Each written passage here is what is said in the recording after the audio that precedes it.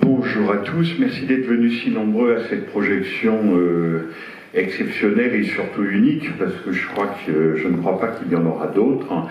Donc vous allez voir aujourd'hui à la suite et sans interruption, selon la demande du cinéaste Olivier Assayas, les 4 premiers épisodes d'Irmavep, la série, et il faudra que vous reveniez demain, toujours à 14h30, pour voir les 4 suivants, et demain la projection sera suivie d'un dialogue avec Olivier Assayas que j'aurai le plaisir d'animer avec Bernard Benoliel. Juste remercier nos partenaires, évidemment HBO, qui est le diffuseur et l'un des producteurs originaux, et puis OCS, qui nous a permis de faire cette projection donc de cette série qui est sur OCS en ce moment et qui restera, elle a commencé à être diffusée au printemps dernier et ensuite pendant tout l'été. Donc merci beaucoup à HBO Original, OCS, merci aux voitures ambassadeurs, merci au ministère de la Culture, au CNC pour leur soutien, à Chanel, à la Fondation Gann pour le cinéma, Sylvie Barthé qui doit être dans la salle quelque part, merci beaucoup à elle de nous avoir aidés à organiser cette projection, et puis Ludovic Gottini également pour son aide et pour son soutien. Je vous demande d'accueillir Olivier Assayas, ainsi que ses comédiens, Nora Hamzaoui, Vincent Macaigne, Hippolyte Girardot.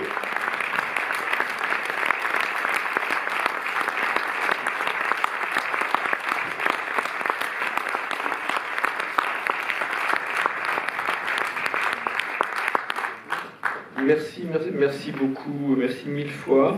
Je suis vraiment, enfin pour moi c'est une projection un peu exceptionnelle, dans le sens où c'est l'une des toutes premières fois où le film est montré tel qu'il doit être vu.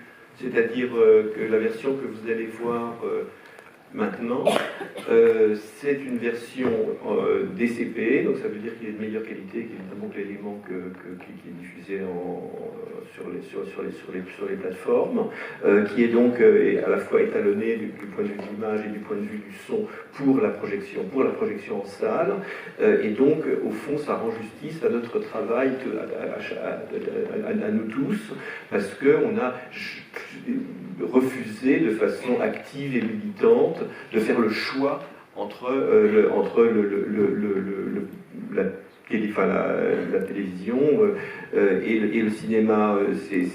Et parce que pour moi cette frontière au fond n'existe pas. Elle existe pour moi là où il y a de la liberté, il y a du cinéma, et là où il n'y a pas de liberté, il n'y a pas de cinéma. Ça se résume au fond assez simplement, et d'une certaine façon jamais.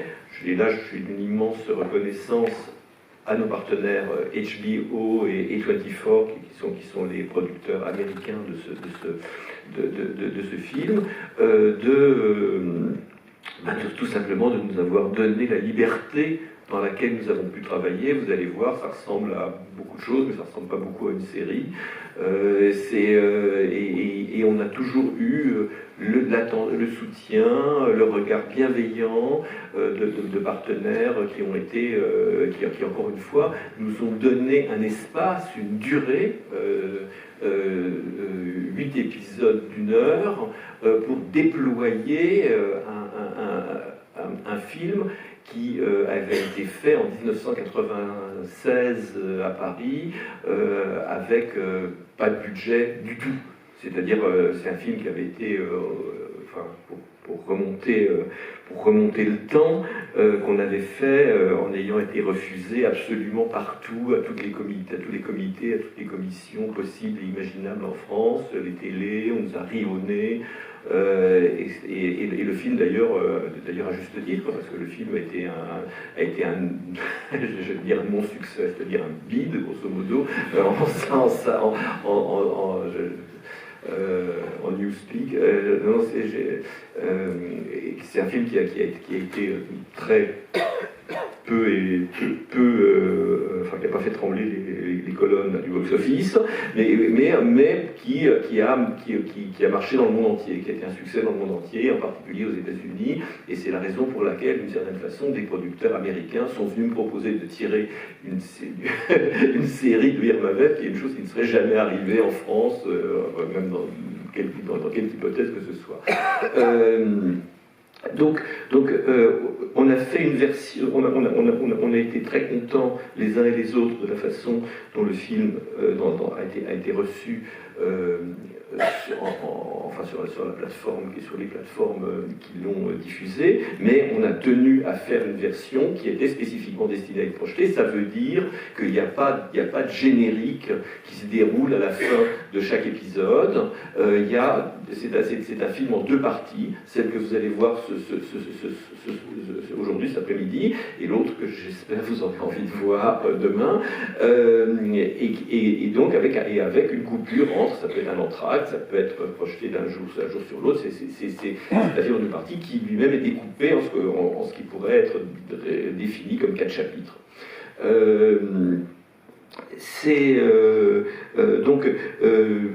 Cette version a très peu été montrée. Elle a été montrée au Festival de Tokyo, elle a été montrée au Festival de Lisbonne, elle a été montrée où d'autres d'ailleurs. Les 3 premiers épisodes au Festival de Cannes. Les 3 premiers épisodes ont été montrés au Festival de Cannes, mais à l'époque, c'était pas encore le bon étalonnage, c'était pas encore le bon son. À Cannes, on a montré 3 épisodes dans une version qui était inachevée. En tout cas, certainement pas aussi abouti que ce qu'on va voir. Non, disons que en tout cas, c'est la première fois que cette version est projetée en France et en dehors des projections techniques qu'on a fait pour l'équipe. Pour moi, ce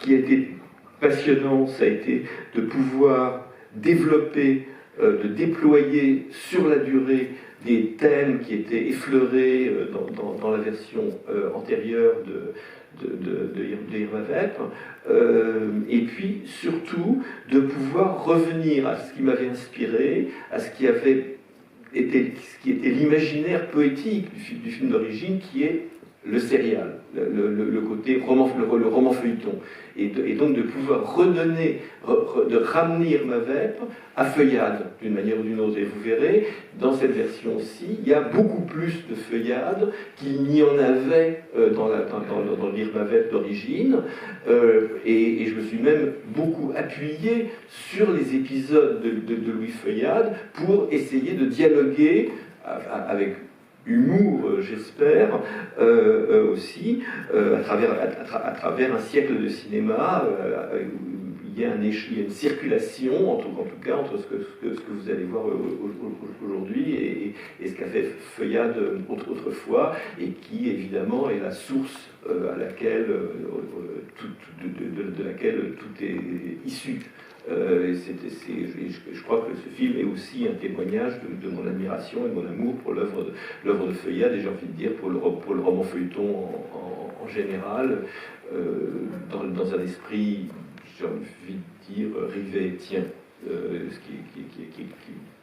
Et de ce point de vue-là, Olivier, avant que tu présentes tes comédiens et que tu nous dises ce qu'ils font dans le film d'ailleurs, c'est un plaisir tout particulier de vous avoir tous les 4 à la Cinémathèque française cet après-midi, et d'avoir le film, parce que bien sûr la Cinémathèque française est très liée à quelqu'un qui s'appelle Musidora, et qui a une certaine importance, et dans toute cette histoire depuis les vampires, et dans Irma Vep, le film, la série, et elle a même travaillé à la Cinémathèque française. C'était une amie d'Henri Langlois, donc c'est quelqu'un que nous n'oublions jamais, mais je pense que pour toi aussi, c'était important de revenir ici montrer ce film. Disons, ne serait-ce que parce que ce film appartient à la Cinémathèque. Hein, enfin, je dis, c'est pas des mots. C'est-à-dire que le film des vampires est dans le domaine public du fait que Feuillade est mort il y a fort longtemps, qu'il n'y a pas de continuité juridique entre la société Gaumont qui a produit le film et la société Gaumont d'aujourd'hui. Et donc, en réalité, ce film a été, les vampires de Feuillade a été sauvé par Henri Langlois, qui si je ne me trompe pas, dans le courant des années 50, a retrouvé une copie tirée d'après positif, ou un internégatif, etc. Et l'a restauré, et a donc permis qu'aujourd'hui on peut voir les vampires dans une version entièrement fidèle à l'œuvre initiale de Feuillade, et avec une qualité d'image qui est rare pour le cinéma. Et donc simplement, résultat des courses, pour faire ce film, pour faire le film d'origine, mon interlocuteur a toujours été la Cinémathèque, qui détiennent les droits de ce film. Alors, j'arrête ça, etc. Et d'abord, je veux, moi, rendre un immense hommage aux acteurs du film, parce que quand on tourne comme on a tourné, c'est-à-dire très vite, dans une énergie qui est certes très positive, mais enfin qui peut être épuisante, etc. On le fait avec une liberté. La liberté qu'on a, c'est celle que nous donne l'inspiration, l'imagination, la création des interprètes du film. Alors, je voudrais pouvoir citer tout, mais je veux quand même commencer par Vincent Macaigne, parce que Vincent, enfin je sais pas, ce film, je pense pas que j'aurais fait ce film sans toi. Ça m'aurait pas. Enfin, je veux dire, toi tu l'aurais sans doute pas fait sans moi. Enfin, je veux dire, dans le sens. Dans le sens où Vincent a trouvé, disons, une silhouette pas caricaturée, mais enfin, disons que Vincent s'inspirait de moi. Non, mais disons que on a fait ce film à deux, à beaucoup d'égards. Enfin, on l'a fait dans un dialogue ensemble, et la façon dont tu t'es approprié le film, la façon dont tu t'es approprié le personnage, et de la façon dont tu as fait ton chemin d'une façon incroyablement précise, incroyablement rigoureuse, épisode après épisode, en ayant une clarté de vue d'ensemble, qui est plutôt une qualité en général de cinéaste, etc. Encore une fois, je crois que tu as permis, tu m'as permis à moi d'aller certainement beaucoup plus loin que ce que j'imaginais, ce que j'espérais en faisant ce film. Nora, j'ai pas besoin de dire que j'aurais pas fait le film sans elle, parce que d'ailleurs ça fait un moment que j'arrive pas à faire de film sans elle, donc de certaine façon c'est une sorte d'addiction, et puis surtout, ce que vous verrez, c'est que Nora joue le rôle de l'assistante du réalisateur dans le film, ce qui veut dire qu'il y a beaucoup de scènes qui sont des scènes de film, de tournage dans le tournage, etc., qui tiennent beaucoup à sa capacité d'invention, d'improvisation,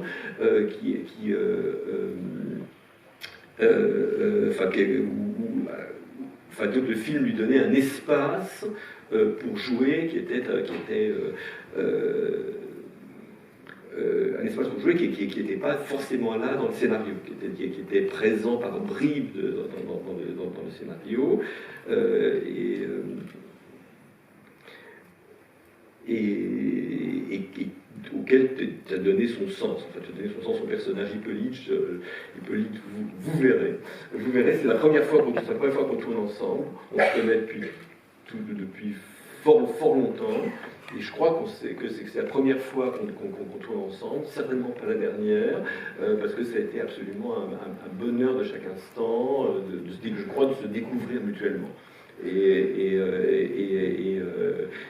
que à la fois la gravité et la comédie, qui sont vraiment au cœur du film, c'est quelque chose que tu as incarné d'une façon absolument...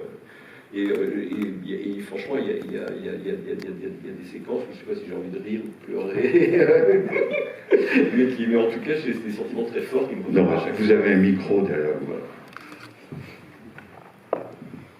Il faut me dire ça pour que je prenne la parole tout de suite. Oui. D'accord. Vous n'allez pas vous en tirer comme ça. Je veux parler avant Vincent. Non, je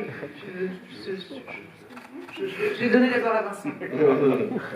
Non, mais merci Olivier. Après, de travailler avec Olivier et des projets comme ça, je trouve que c'est des choses qui sauvent. Donc c'est autre chose que même du cinéma, où c'est le cinéma, où c'est ce que devrait être le cinéma. Parce qu'en fait, je ne sais pas si... non, je crois pas. Je crois que ce que amène Olivier dans le travail et dans la vie, finalement, ça porte tout le monde, et je pense que le résultat du travail, c'est ça aussi. Et je pense pas que j'ai porté plus de choses que ça. Par contre, j'ai reçu énormément de choses, et concrètement, d'ailleurs, le moment où on l'a fait, je veux dire concrètement, même pour moi, dans ma propre vie, ça m'a sauvé de venir faire ce film-là. Et cette chose-là, voilà, j'ai presque les larmes aux yeux à dire ça, parce que c'est quelque chose qui est évident, mais qui des fois fuit de film en film et qui devient rare. Et Olivier donne ça, en fait, d'une manière... je crois que c'est même pas volontaire, c'est sa façon d'être. Et quelque part, il y a quelque chose qui embrasse tout le monde et qui permet de s'exprimer, mais même d'être heureux, je veux dire, d'être heureux de travailler, d'être heureux d'être vivant, de venir et de s'exprimer. Donc je te remercie à toi de m'offrir ces possibilités-là, puis surtout de nous réunir aussi, et puis d'être que tu es, parce que c'est important. C'est un lien, là on est à la Cinémathèque, ça fait quelque chose pour moi, parce que Olivier, pour moi, c'est quelqu'un de totalement présent aujourd'hui, et en même temps c'est quelqu'un qui a une sorte de lien, et c'est drôle parce que le film raconte ça. Il a un lien sur l'histoire, toute l'histoire du cinéma, et quand il parle du cinéma, de son plaisir, rend les choses très faciles, parce qu'on se rend compte qu'en fait on est tout le temps vivant, que Musidora est vivante, que Irma Vep est vivante, et que le cinéma d'avant et d'aujourd'hui et du futur, c'est là, c'est maintenant. Enfin voilà, je remercie, moi, Olivier, pour le rôle, mais plus que le rôle, pour ce qu'il m'a donné à vivre dans mon quotidien, de nous réunir. Ça crée de l'amour, ça crée de... C'est ce qui est juste, pour moi, c'est ce qui est juste dans l'action de faire du cinéma, ou de travailler, il n'y a que ça, en fait. Et c'est très rare. Donc, voilà, merci.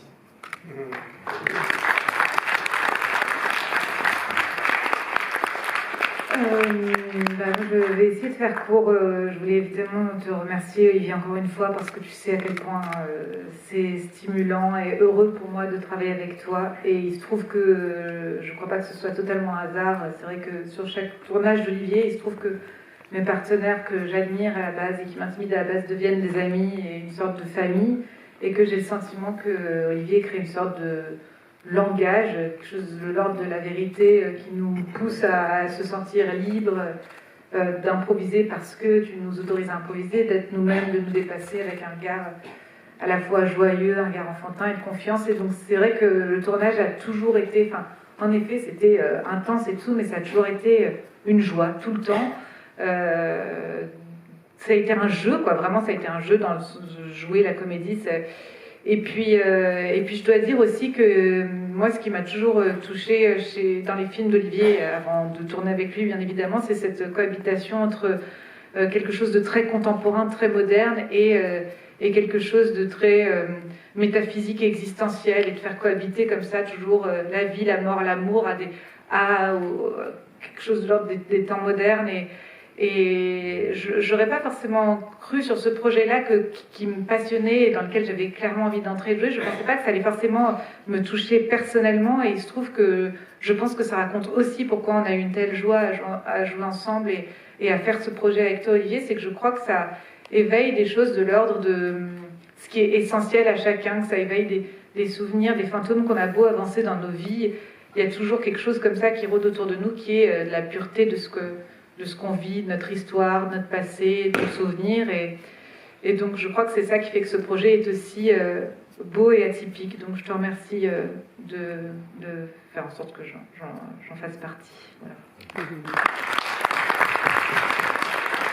Je vais faire encore beaucoup plus court, hein, parce que non. Il y a quelque chose dans tout ce que j'ai à entendre et qui me parle beaucoup, c'est que, en fait, quand j'ai été invité donc sur ce film, voilà, je rentre dans le monde d'Olivier Assayas, etc., dont je connais les films, quelques-uns, etc. La personnalité, l'amour du rock aussi, c'est très important pour moi. Et en fait, je rentre dedans, invité, et j'ai un rôle exceptionnel, vous verrez, comme il dit. Et ce qui est génial, alors qu'on ne se connaît pas du tout, ce qui est génial, c'est que c'est un metteur en scène encourageant.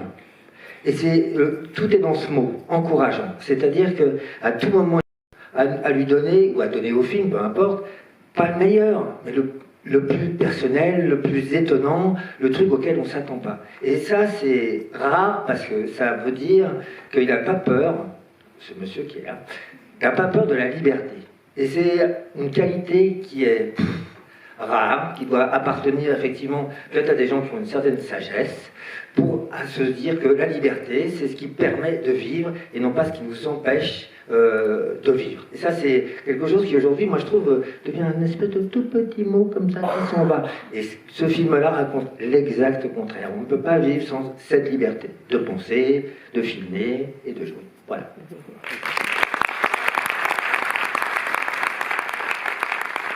Merci beaucoup. Merci infiniment d'être venu nous parler un samedi après-midi à 14h30 et aussi bien de votre travail.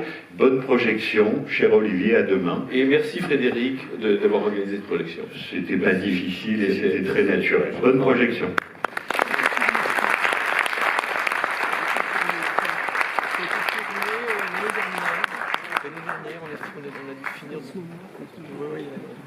C'était pendant le Covid.